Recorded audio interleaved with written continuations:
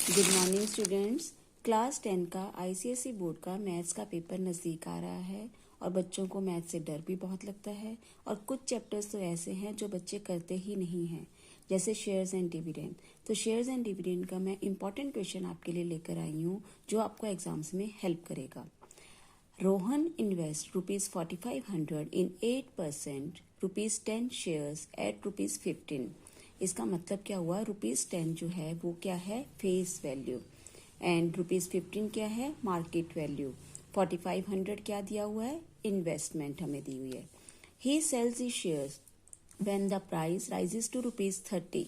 ये जो ₹15 वाला शेयर है जब 30 का हो गया तो इसने सारे सोल्ड आउट कर दिए और जो उसके पास मनी आई means invest the proceed in 12% ₹100 share at ₹125 means उसने ₹100 वाले जिसकी फेस वैल्यू 100 थी वो 125 मार्केट वैल्यू थी उन शेयर्स में इन्वेस्ट कर दिया।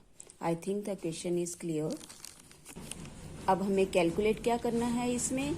Cell proceed, number of shares of 125 rupees bought and change in annual income.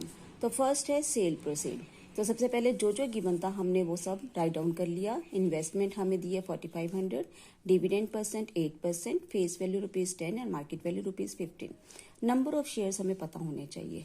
तो investment upon market value of 1 share, this is the formula for number of shares. 4500 दिया हुआ है हमें, 15 रुपीज मार्केट वैल्यू भी दी है, calculate करके आ गया 300। Right, कितना आ गया? 300। अब न्यू प्राइस है ₹30। ठीक है, सेल प्रोसीड अब 30 rupees into number of shares यानी 30 इंटू 300 यानी कितना आ गया आपका?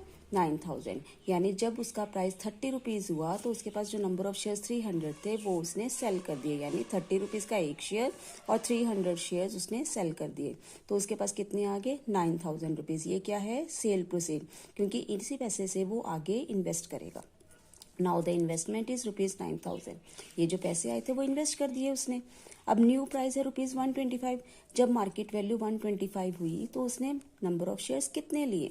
9000, यानी इन्वेस्टमेंट अपॉन मार्केट वैल्यू, तो 72 आ गया। ठीक है, अब थर्ड पार्ट है change in income. Change in income का मतलब है कि जो इनकम पहले हुई थी और जो इनकम बाद में हुई थी उन दोनों का डिफरेंस। तो एनुअल इनकम यानी D% of face value of number of shares.